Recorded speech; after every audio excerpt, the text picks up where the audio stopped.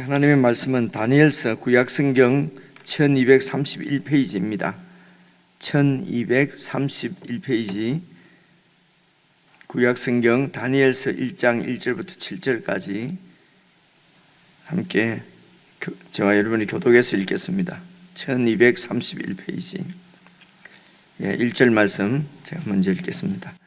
유다 왕 여호야김이 다스린 지 3년이 되는 해에 바벨론 왕 느부갓네살이 예루살렘에 이르러 성을 에워쌌더니 주께서 유다 왕 여호야김과 하나님의 전 그릇 얼마를 그의 손에 넘기심에 그가 그것을 가지고 신할 땅 자기 신들의 신전에 가져다가 그 신들의 보물 창고에 두었더라. 왕이 환관장 아스부나스에게 말하여 이스라엘 자손 중에서 왕족과 귀족 몇 사람 곧 흠이 없고 용모가 아름다우며 모든 지혜를 통찰하며 지식에 통달하며 학문에 익숙하여 왕궁에 설 만한 소년을 데려오게 하였고 그들에게 갈대아 사람의 학문과 언어를 가르치게 하였고 또 왕이 지정하여 그들에게 왕의 음식과 그가 마시는 포도주에서 날마다 쓸 것을 주어 3년을 기르게 하였으니 그 후에 그들은 왕 앞에 서게 될 것이더라. 그들 가운데는 유다 자손 곧 다니엘과 하나냐와 미사엘과 아사랴가 있었더니 환관장이 그들의 이름을 고쳐 함께 읽겠습니다. 다니엘은 벨드사살이라 하고 하나냐는 사다르악이라 하고 미사엘은 메삭이라 하고 아사랴는 아벳느고라 하였더라. 오늘부터 다니엘서 말씀을 또 이렇게 함께 묵상하는데요. 이제 다니엘서가 좀 어렵다고 이렇게 느껴지는 부분을 우리가 주일날도 말씀을 드렸고요. 그런데 이제 어렵게 느껴지는 이유가 이 다니엘서가 여러분 그 문학 장르 중에요. 이스라엘 그 문학 중에 장르 중에 그 묵시 문학이라고 하는 장르에 속해 있습니다. 그래서 우리가 이런 묵시 문학, 성경을 어떤 이렇게 문학 이런 표현을 쓰면은 조금 좀 불경스러운 느낌이 들고 그리고 또 뭐 저만 그런지는 모르겠습니다만은 이제 일반적으로 그런 것 같습니다. 뭐 문학이라 그러면은 소설부터 생각이 나니까요. 또 시 이런 게 생각이 나니까 이렇게 꾸며서 쓴 어떤 이야기 같은 이런 느낌이 먼저 들어서 저희들 어릴 때는 이제 이런 성경을 문학이라고 이렇게 표현을 하면은 아주 뭐 자유주의인 것처럼 이런 그 꾸중도 듣고 그랬던 기억이 나는데요. 근데 이게 문학이라고 해서 이게 뭐 하나 꾸며낸 이야기라는 말이 아니라 문학이 이제 하나님의 영역에 있는 하늘에 속한 이런 그 진리를 이 땅에 있는 우리에게 알려주시려고 하면은 이런 우리가 이렇게 우리 가운데 우리가 사용하고 있는 이런 그 문학의 장르를 통해서 우리에게 하나님의 그 진리를 계시한 것이죠. 그래서 문학이라는 이런 말이 그렇게 좀 불경스럽게 들리지 않았으면 좋겠고요. 그리고 이제 이 묵시 문학이라고 하는 이 묵자가 잠잠할 묵자거든요. 시자는 보여주시는 계시할 시자인데요. 그래서 묵시 문학은 일단 그 첫째 환경이 아주 어렵고 힘들 때입니다. 그래서 성도들이 신앙을 지키기 어려운 그런 환난과 핍박 가운데 있는 그런 이제 그 성도들에게 하나님께서 용기를 주시고 또 위로하시고 끝까지 이런 그런 어려운 가운데 있어서 신앙을 지킬 수 있도록 그야말로 묵자처럼 은근하게 이렇게요. 그러니까 환상과 어떤 이런 묵시를 통해서 그 백성들에게 이제 용기를 주시는 위로하시는 그런 이제 문학입니다. 그런 장르에 속한 것이거든요. 그래서 이제 이 묵시 문학이 어렵게 느껴지는 것은 어떤 이런 환상, 묵시 이제 이런 것으로 통해서 이렇게 그 이제 하나님의 진리를 하나님의 그 말씀을 백성들에게 이렇게 주시는 말씀이기 때문에 조금 어렵게 느껴집니다.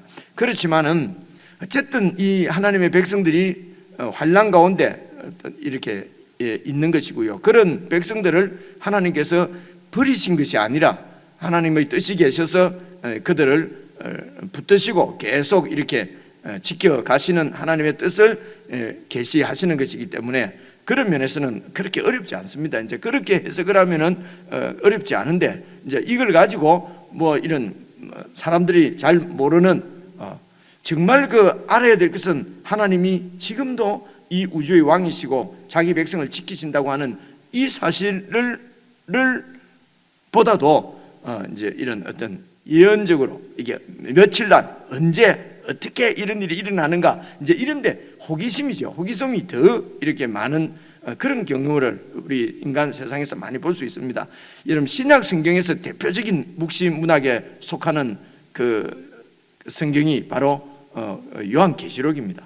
그래서 요한계시록도 여러분 그 로마 제국의 그런 통치 가운데서 그리스도인으로서 신앙 정체성을 잃어버릴 것 같은 그런 환난과 박해 가운데 있는 백성들을 하나님께서 붙드시고 계시는 것입니다. 이 로마 제국이 아무리 이렇게 강해 보여도 다 하나님의 주권 아래 있고, 그렇다면 하나님께서 이제 이 백성들을 그렇게 로마 제국의 그런 통치 가운데 허락하신 것이죠. 그 가운데서 하나님은 자기 백성들을 양육해 가십니다. 그래서 정말 흠없고 점도 없는 정결한 하나님의 그 백성으로 예수 그리스도의 신부로 훈련해 단련해 가시는 그 내용이 그것이 바로 그 중심 주제거든요. 그런데 이런 내용보다는 며칠 날 예수님이 오시는데 어떻게 오시냐, 공중에서 어떻게 하시고 어떻게 3년 이런 것을 사람들이 호기심을 가지고 막 이렇게 이제 역사를 전개해 갑니다. 이렇게 이제 재구성을 하거든요. 그래 이렇게 재구성하는 것이 사람들마다 학자들마다 다 달라요. 그러니까 이제 이 하나님의 백성들이 혼란을 겪는 것이지요. 그래서 묵시문학이라고 하는 것을 생각하고 하나님께서 여전히 이 세상의 주인이시다, 주권자시다 라고 하는 이런 그 중심 주제 하에서 이렇게 읽어보시면 크게 어렵지는 않습니다. 우선 다니엘서가 묵시문학이라는 말씀을 드렸고요. 그 다음 1장 1절 한번 보십시오. 1절을 보시면은 유다 왕 여호야김이 다스린 지 3년이 되는 해에 바벨론 왕 느부갓네살이 예루살렘을 포위했다는 것입니다. 그래서 이때가 이 여호야김 왕은요, 여러분 기억을 잘 되살려 보시면은 요시야 왕이라고 들어보셨지 않습니까? 이 요시야 왕이 그런 그 이스라엘 백성들의 그 종교를 이제 개혁한 왕으로 우리가 기억을 합니다. 그래서 이스라엘 백성들이 타락을 했다고 하는 것은 그들이 하나님을 섬기는 것이 아니라 우상을 섬기고 정치적으로는 강대국을 의지하고 이렇게 하면 이에 종교적으로 신앙적으로 타락을 한 것이거든요. 그래서 그 당시에 이스라엘이 아주 그렇게 타락을 했습니다. 북쪽 이스라엘은 결국은 아수르에 의해서 멸망을 하죠. 그렇죠?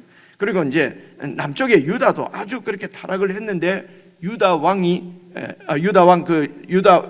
요시야 왕이 개혁을 일으킵니다. 그래서 주로 개혁을 일으킨다면은 우상을 철폐하고 막 이렇게 우상 제단을 이렇게 허물고 이제 이렇게 하는 것이죠.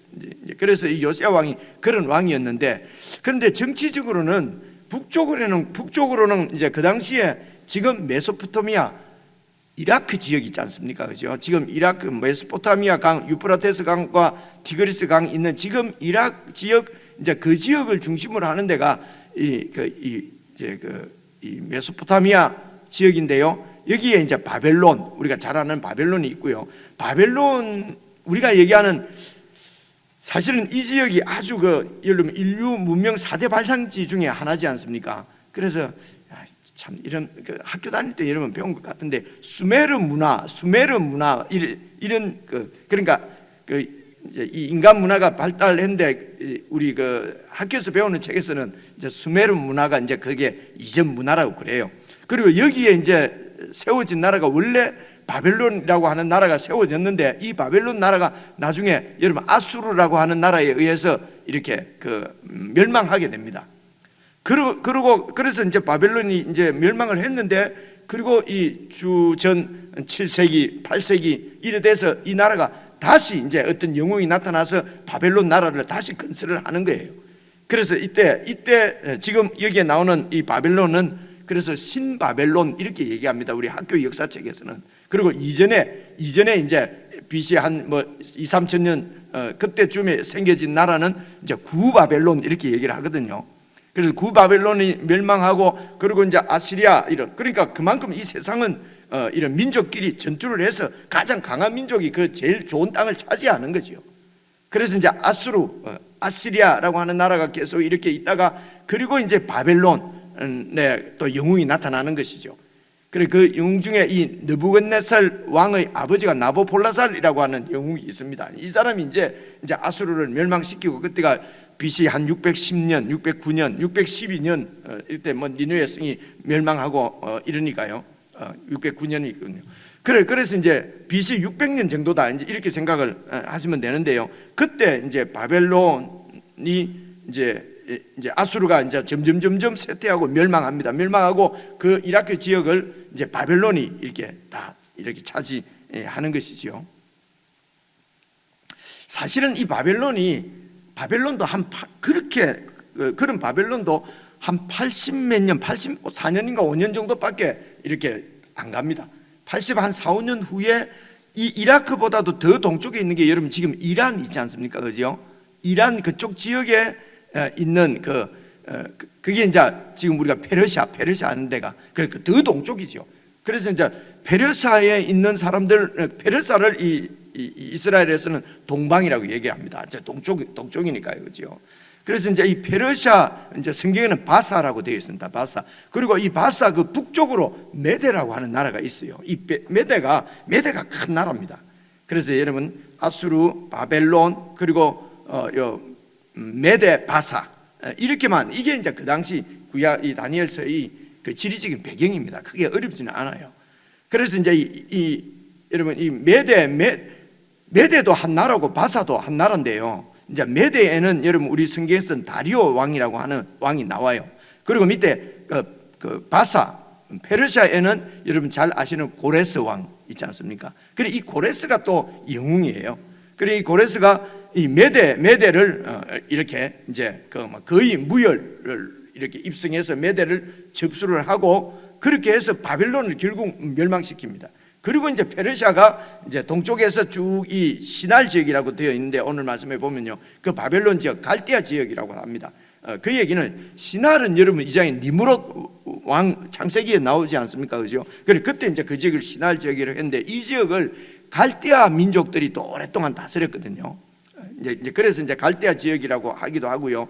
그리고 그것을 이제 메데 바사가 이제 점령을 해서 고레스가 이것을 점령했을 때가 539년쯤 됩니다. 539, 그러니까 한 거의 100년을 이렇게 못 갑니다. 이 바벨론도요. 그래서 그 한 80몇 년 중에 반 이상 40몇 년을 오늘 나오는 1절에 나오는 느부갓네살 왕이 통치를 해요. 그래서 이 느부갓네살은 세상 역사에서도 아주 영웅으로 그렇게 봅니다. 그러니까 이런 말씀을 자세히 드린 얘기는요, 이런 북쪽에 있는 그런 인류 문화 발상지 중에 하나인 그 지역에 이제 강대국이 있지 않습니까? 그리고 여러분 우리 잘 아시는 대로 또 인류 문화가 발생한 4대 발상지 중 하나가 이스라엘의 남쪽에 있는 그 나일강을 중심으로 하는 나일강 문화, 이집트 문명입니다. 그러니까 이집트도 나일강을 중심으로 해서 아주 큰 제국이 있거든요. 그래서 큰 두 세상 나라의 제국, 세상을 호령하고 있는 세상의 주인이라고 생각되어지는 이런 바벨론과 밑에 이집트 사이에 여러분 그 유다가 있다는 것입니다. 이스라엘이 있는 것이거든요. 그래서 하나님께서 이 가나안 땅에 자기 백성을 심으신 것이요. 그래서 이 이스라엘의 그 조상이 아브라함이지 않습니까? 아브라함의 고향이 이 갈대아 우르라고 하는 도시가, 그러니까 아주 지금으로 치면 뉴욕에 사는 사람이죠. 뉴욕에 사는 사람을 데리고 강원도 꼴짜기에 이렇게 데려다 놓은 그런 형국이거든요. 그래서 여전히 이제 이 이스라엘 백성들은 강대국 사이에 있지만은 실제적으로 세상을 통치하는 왕은 자기들의 그 이스라엘의 하나님 여호와 하나님이 온 우주의 주인이라고 하는 그 믿음으로 살도록, 그죠? 이렇게 이 하나님을 믿어야 욕심을 쫓아서, 야망을 쫓아서, 정치적인 어떤 그 유불리에 따라서 흔들리지 않고 그 하나님을 믿어야 하나님의 뜻대로 하나님의 나라가 그 땅에 세워질 수 있는 것입니다. 그죠? 그러니까 이런 하나님께서 가나안 땅을 이스라엘 아브라함에게 약속하시고 그 땅을 주신 그 땅에 하나님 나라를 세우셨다고 하는 것은 이것만 생각을 해도 우리가 신앙인으로서 예수 그리스도의 사람으로서 어떻게 살아갈 것인가 하는 것은 자명하게 보이거든요. 그렇죠? 그래서 이것을 이제 하나님은 역사를 통해서 혹은 정치적인 여러 이런 세상을 통해서 우리에게 당신의 뜻을 계시를 하시는 것입니다. 하나님의 뜻이 이렇게 아리까리하거나 이런 것이 사실은 아니죠.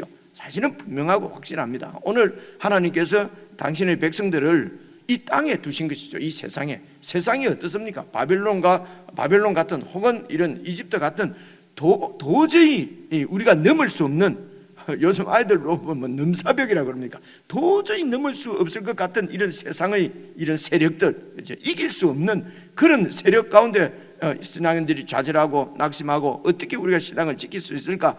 그렇게 해서 포기하고, 그래서 겉으로 믿는 척하고 윗선하고 이렇게 돼버리는, 그거는 그만큼 세상이 센 거지요. 그런 세상에 하나님께서 우리를 두시고, 하나님께서 우리 아버지라고 말씀하시고, 예수님이 우리의 목자라고 말씀하시고, 양들을 위해서 목숨을 버리는 그런 목자가 우리 가운데 있다고 성경은 이제 말씀하는 것이죠. 이 목자를 믿고, 이 예수님을 믿고 하도 그리스도인들이 예수님을 목자로 안 믿으니까 이상한 영감이 나타나서 자기가 목자라고 얘기하고 막 이러지 않습니까? 그죠? 누구 얘기인지 아시겠죠? 교회로 매일 이렇게 두꺼운 편지가 옵니다. 요즘은 막 한 20장씩 보내요. 보면은 다 약속의 목자가 오셨다는 것입니다. 그리고 이 한국 개신교의 목사들이요, 당신들이 성경을 아는가? 당신들이 하나님 뜻을 아는가? 내가 하나님의 말씀을 받고 왔다. 나에게 와서 배우라. 나를 왜 핍박하느냐? 막 전부 그런 내용입니다. 가슴이 참 답답하고 슬프고, 그죠? 우리가 참 목자이신 예수님을 교회가 놓쳐버리니까 내일 모레 죽을 영감이 와서 자기가 목자라고 그죠? 이렇게 옆으로 빠졌는데요. 그래서 우리 그리스도인들이 어떻게 살 것인가 하는 것을 오늘 다니엘서가 말씀해 주신다. 이 말씀을 드리고 싶어서 조금 말이 길어졌네요. 그래서 이 요시야 왕이 요시야 왕이 하나님만 이렇게 종교를 기억한 왕인데도 어느 제국에 이렇게 붙어야 이게 안전할 것인가? 왕으로서는 이런 부분을 염려 안 할 수가 없었던 모양입니다. 안 그렇겠습니까? 그죠? 그래서 이제 이 바로 노고로 합니다. 바로가 붙으면 이집트 왕이에요. 그래서 이제 이집트 왕은 또 이제 북쪽, 그러니까 바벨론이 점점 세력이 커지니까 또 이제 아수르가 점점 망하려고 하니까 아수르를 도우려고 하고 이러지 않겠습니까? 정치적으로는. 그죠? 지금도 봐보십시오. 강대국끼리 봐서 미국이 러시아를 도와서 중국을 견제하기도 하고, 그죠? 중국이 또 미국하고 이렇게 해서 또 어디를, 이게 어느 게 색깔이 완전히 빨갛고 파랗고 한데도 이게 어떤 때는 한편이 됐다가 갈라졌다가 이런 게 이제 세상 정치란 말입니다. 그죠? 그것은 작게 나라에서는 또 정당도 마찬가지고요. 작게는 우리 삶도 이렇게 이 사람하고 친구했다가 다시 또 적이 됐다가 이런 것이 얼마나 많이 있습니까? 그죠? 그래서 하나님만 딱 신뢰하지 않으면은 우리 삶 가운데서도 계속 파트너가 바뀝니다. 미워했다가 사랑했다가 다 내 어떤 중심, 내 욕심에 의해 갖고 다 바뀌는 것이죠. 이렇게, 그죠? 내 중심적으로. 이제 이런 게 어지러운 세상이라는 것이지요. 어쨌든 이제 이 요시야, 이 바르노고가 북쪽에 이제 이렇게 이제 아수르를 도우러 이렇게 갑니다. 이렇게 가면 이제 이 요시야 왕이 이제 자기 땅을 팔레스틴을 거쳐가야 되니까요. 그래서 이제 머깃도라고 하는, 여러분 잘 아시지 않습니까? 거기에서 이 요시야 왕이 죽습니다. 전사를 해요. 이제 이집트 왕이 전사를 하게 되지요. 그러니까 이제 죽게 되니까 요시야 왕의 여러분 둘째 아들로 기억이 되는데 여호아스라고 하는 이제 왕자를 이제 이 바르노고가 백성들도 이렇게 해서 이제 그 아들을 왕으로 세웠어요.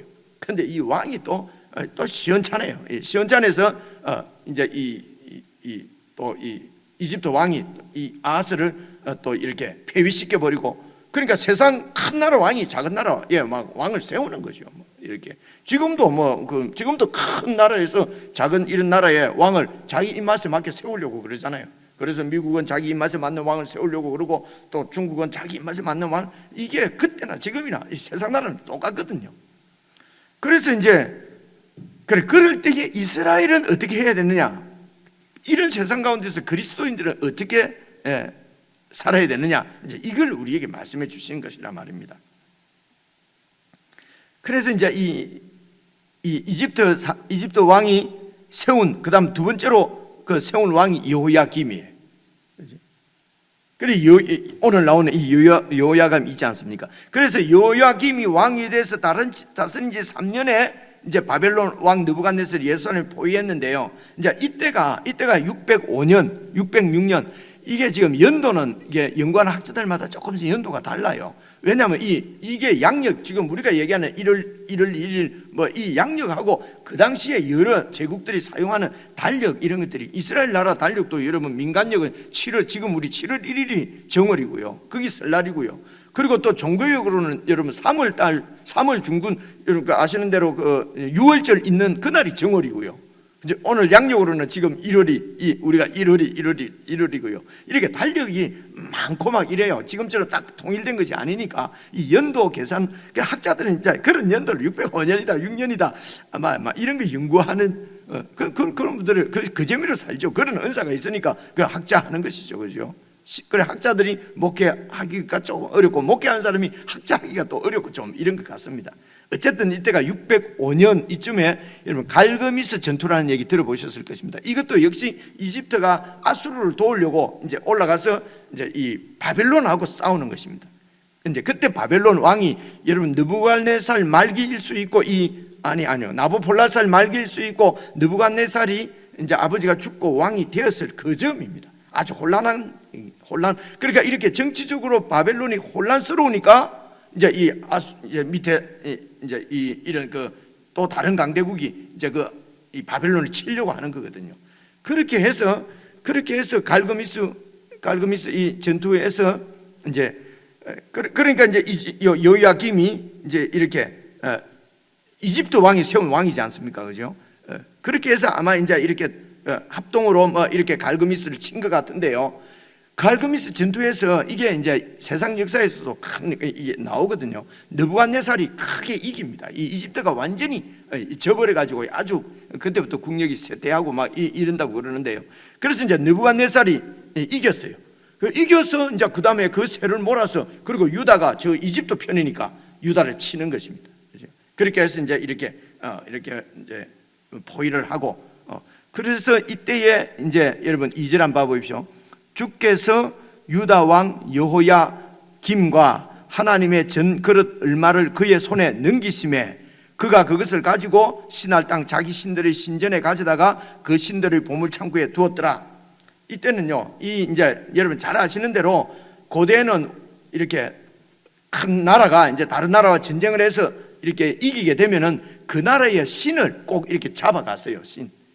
이거는 우리가 여러 번 들었잖아요, 그죠? 이게 벌써 우리 신이 이쪽 신을 이겼다는 것입니다. 그리고 우리 신이 더 크고 우리나라가 더 크다는 것이죠. 그리고 그 신의 아들인 왕을 보통 신의 아들이라고 해요. 이 신의 아들인 왕이 이렇게 세다는 것을 온 세상에 보여주는 것이죠. 그래서 그 신을 끌고 와가지고 우리나라 신 앞에다가 이렇게 무릎을 꿇려 놓는 것입니다. 그런데 그 이스라엘은 여호와 종교는 이게 신이 없는 거예요. 신상이 없는 거예요.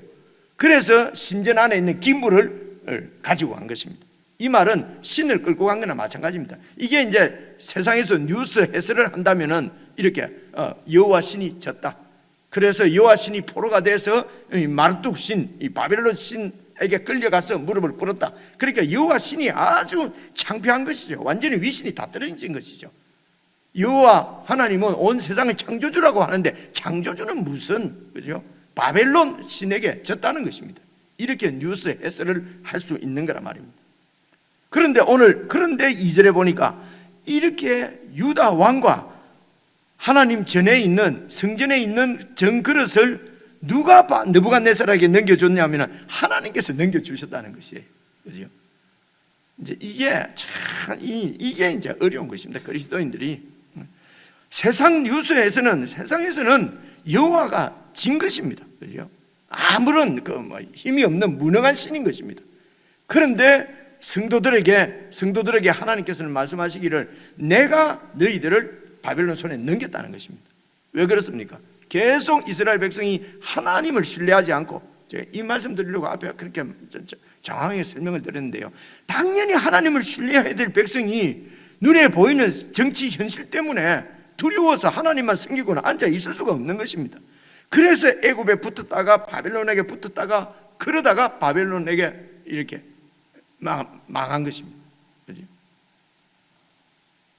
그래서 하나님이 자기 백성을 정말 연단하고 훈련하고 양육하시기 위해서 자기가 완전히 이런 자기의 위신 체면이 완전히 땅에 떨어지는 것도 무릅쓰고 부끄러움을 무릅쓰고 예수님이 십자가에 달린 것입니다. 부끄러움을 무릅쓰고 당신 백성을 바벨론 손에 넘겨주신 것입니다. 참으로 모진 하나님이죠. 그죠? 모진 아버지입니다. 참으로 모진 하나님이 자기 목숨을 백성을 위해서 주실 만큼 그 백성을 사랑하시는 분이란 말입니다. 이게 참 역설적이고 반전이고 이제 그런 것이죠. 그래서 오늘 말씀의 주제는 이전입니다. 주께서 유다 왕 여호야긴과 하나님 정그릇 얼마를 바벨론 왕의 손에 넘겼습니다. 그런데 바벨론 왕은 이제 그런 것을 볼 수 있는 사람이 아니지요. 그래서 신할 땅 자기 신들의 신전에다가 그 신들의 보물 창고에 가두고 내가 이겼다고 그 여호와 하나님을 볼 수 없는 사람이죠. 그래서 다니엘서 전체에는 이 여호와 하나님의 신앙을 지키는 다니엘과 그 세 친구들 다니엘을 통해서 그 느부갓네살 볼 수 없는 세상 왕 느부갓네살의 왕의 눈도 열어서 이 여호와 하나님을 보게 만드는 것입니다. 그 이야기입니다. 도저히 하나님하고는 관계없는 이런 느부갓네살 왕 같은 사람도 하나님의 그 위력 앞에 무릎을 꿇게 만든 것이 바로 이 다니엘입니다. 다니엘입니다. 그죠? 이런 게 정말 가슴 부풀게 하는 것이죠. 소망을 갖게 만드는 것이죠. 그래서 이제 3절을 보시면요, 왕이 황관장 아스푸나스에게 말하여 이스라엘 자손 중에 보십시오, 왕족과 귀족 중에서 몇 사람을 뽑아라. 곧 흠이 없고 용모가 아름답고 모든 지혜를 통찰하며 지식에 통달하며 학문에 익숙해서 왕궁에 쓸만한 소년을 데려오게 했단 말입니다. 그래서 아주 인재를 뽑은 거지요. 이 바벨론 느부갓네살이에요. 인재를 뽑아가지고 그 다음에 4절 제일 마지막 부분 보십시오. 그들에게 갈대아 사람의 학문과 언어를 가르치게 하였고, 갈대아 사람이라고 할 때는요, 이 갈대아 민족이 쉽게 말하면 아주 지혜로운 민족이었어요. 그래서 이 갈대아 사람들은 천문, 그러니까 이 별들의 움직임을 보고 막 운세를 지금은 좀 여러분 정거 씁니다만 지금 3,000년 4,000년 전 고대잖아요. 이런 별들의 움직임이나 이런 것을 보고 이 세상 그 조화 이치를 갖다가 이렇게 연해내고 알아내고 하는 이런 점술가들, 소위 여러분 신약 성경에서는 박사라고 표현되어 있습니다. 동방 박사 할 때 이런 박사입니다. 이제 이런 어떤 점성술이나 이런데 아주 밝은 민족이 이 갈대아 민족이거든요. 그래서 갈대아 사람들의 학문과 언어를 가르친다는 말은 그래서 세상 이치에 밝은 그런 지혜자로 세워서 주로 이런 사람들을 왕이 모사로 쓰는 거거든요. 이런 사람들하고 소위 말해서 국정을 의논하는 거거든요. 그래서 그래서 지금 이 느부갓네살 왕은 이 비지배국 식민지에 있는 사람 중에서도 왕족 귀족 중에서 똑똑한 사람, 이 갈대아 학문을 다 배울 수 있는, 갈대아 언어를 배울 수 있는 그런 인재들을 모아가지고 그들에게 갈대아 학문과 언어를 가르쳐서 그래서 지금 국정 파트너로 지금 세우려고 하는 것입니다. 그러니까 대단한 사람이죠. 그죠? 그리고 여기에 뽑힌 사람이 다니엘의 그 세 친구, 이름은 제가 잘 모르겠는데 그 세 친구예요. 출세길이 쫙 열린 거죠. 그죠? 이렇게 세상으로부터 간택 받으려고 막 세상 사람들은 그렇게 열심히 자기를 준비하고 자기를 개발하고 공부하지 않습니까? 그죠? 그리스도인들까지도 이런 세상 나라의 이 간택을 입으려고 그렇게 열심히 공부를 한단 말입니다. 그죠? 그래서 5절 봐봅시다. 또 왕이 지정해서 그들에게 왕의 음식과 그가 마시는 포도주에서 날마다 쓸 것을 주어, 그러니까 왕하고 똑같은 대접을 받는 거죠. 이건 완전히 출세길, 완전히 성공한 거 아닙니까? 그죠? 그래서 그래서 여기서 학문과 교육을 받아서 지금으로 치면 공무원이, 최고급 공무원이 되는 것입니다. 벌써 이렇게 딱 뽑힌 것만 해도 이게 지금 우리나라로 치면 사급 서기관입니다. 그죠? 그렇게 뽑혀가지고, 그래가지고 연수원에서 이렇게 연수를 3년 동안 받아가지고, 근데 그것을 뭐라고 해놨습니까? 3년을 기르게 하였으니, 그죠? 이 느부갓네살 왕이 양육하는 거죠. 기르는 것이죠. 하나님은 자기 백성을 하나님도 양육하십니다. 그죠? 이 세상 왕도, 이 똑똑한 사탄 마귀도 도리어 핍박하고 막 이렇게 힘들게 하면은요, 막 신앙을 지킵니다. 그런데 여러분, 이렇게 최고급 대우를 해주지 않습니까? 여호와 하나님의 사람을. 이게 이럴 때가 더 여러분 이기기 힘든 유혹이거든요. 차라리 고난받고 핍박받고 그러면요, 박해를 받으면은 막 전투력이 생깁니다. 신앙을 지킵니다. 그런데 봐보십시오. 완전히 뽑혀서 세상 왕과 똑같은 이런 대우를 받으면서 앞으로 이제는 길이 완전히 출세길이 열린 것입니다. 왕과 함께 이 세상의 통치자가 되는, 그러나 느부갓네살의 신하입니다.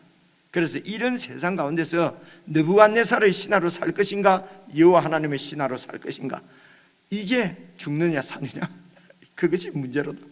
이것이 우리가 처해 있는 현실입니다. 하나님이 왜 우리를 이런 현실 가운데 두실까요? 이런 현실 가운데서 우리를 양육하시는 것입니다.